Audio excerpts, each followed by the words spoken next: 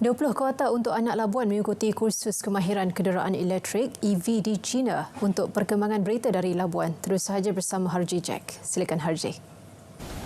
Berita gembira untuk warga Labuan apabila Timbalan Perdana Menteri dan Menteri Kemajuan Desa dan Wilayah Datuk Seri Dr. Ahmad Zahid Hamidi mengumumkan 20 kuota kepada anak Labuan untuk mengikuti kursus kemahiran kenderaan elektrik EV di China susulan lawatan beliau ke Labuan baru-baru ini. Perkara itu disampaikan oleh Ketua UMNO bahagian Labuan, Datuk Muhammad Rafi Ali Hassan. Datuk Muhammad Rafi berkata Datuk Seri Dr. Ahmad Zahid yang juga pengerusi TVET telah menawarkan kepada anak-anak Labuan untuk dihantar ke negara berkenaan untuk mengikuti latihan kemahiran berkenaan secara percuma. Kursus itu dijalankan selama 6 bulan hingga 1 tahun. Selepas selesai mengikuti kursus tersebut, mereka akan terus mendapat pekerjaan di syarikat-syarikat otomotif atau kilang-kilang permotoran di negara ini. Jadi saya telah menyampaikan ucapan terima kasih kepada Yang Berhormat Datuk Seri Ahmad Zahid Hamidi mewakili warga Labuan kerana ini peluang keemasan yang kita tahu industri EV ini industri baru yang cukup hangat di pasaran. Kerana kenderaan elektrik ini sudah mula diterima oleh warga kita di seluruh negara. Beliau berkata demikian kepada pemberita pada majlis berbuka puasa UMNO bahagian Labuan di Desa Tunas Hijau. Beliau yang juga pengerusi penasihat Giat Mara Labuan memaklumkan kuota yang diberikan itu terbuka kepada mereka yang berminat untuk mengikuti kursus berkenaan. Satu memorandum persefahaman MOU dimeterai antara Labuan IBFC Incorporated dan Majlis Rektor Universiti Indonesia CRISU bagi menjalin kerjasama membuka peluang latihan praktikal untuk pelajar Universiti Indonesia.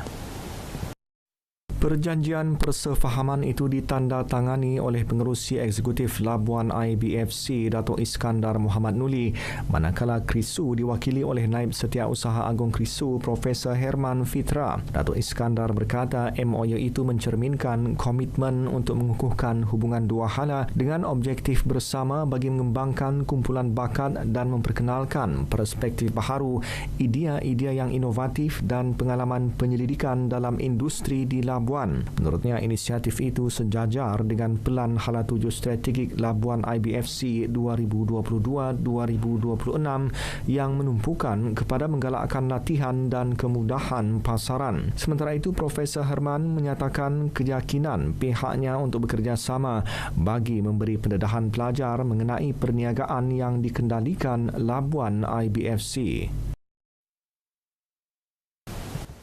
11 pasaraya terbabit tindakan penguatkuasaan sita dan rampas produk makanan dengan nilai rampasan berjumlah lebih RM2,000 dalam satu operasi bersepadu Ramadan yang dijalankan oleh Jabatan Kesihatan Labuan.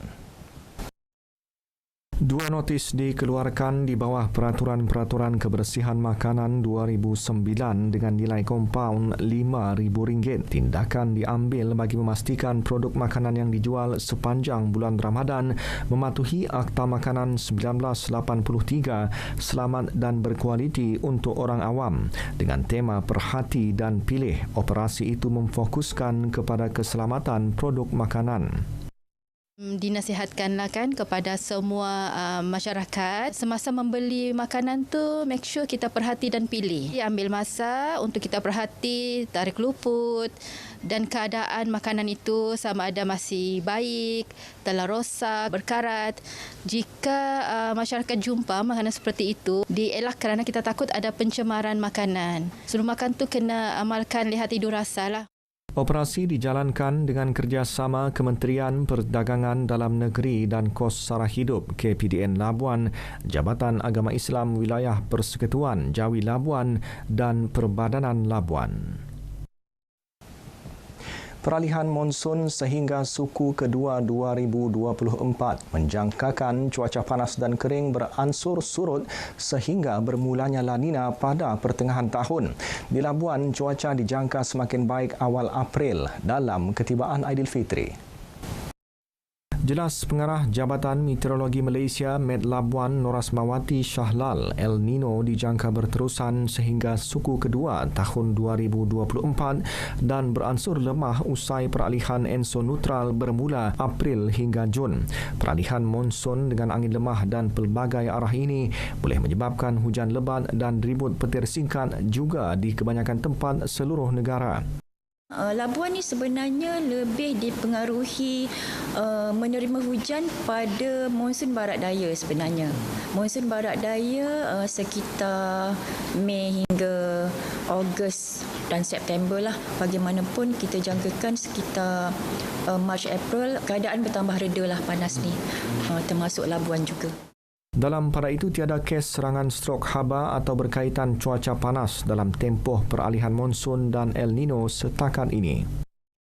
Sehingga kini di wilayah Persekutuan Labuan, Jabatan Kesihatan tiada menerima sebarang kes yang berkaitan dengan cuaca panas. Namun kita masih memantau penyakit berkaitan dengan cuaca panas ini dari masa ke semasa. Bila ada kes, pihak Hospital Labuan akan melaporkan ke CPRC lah di sini.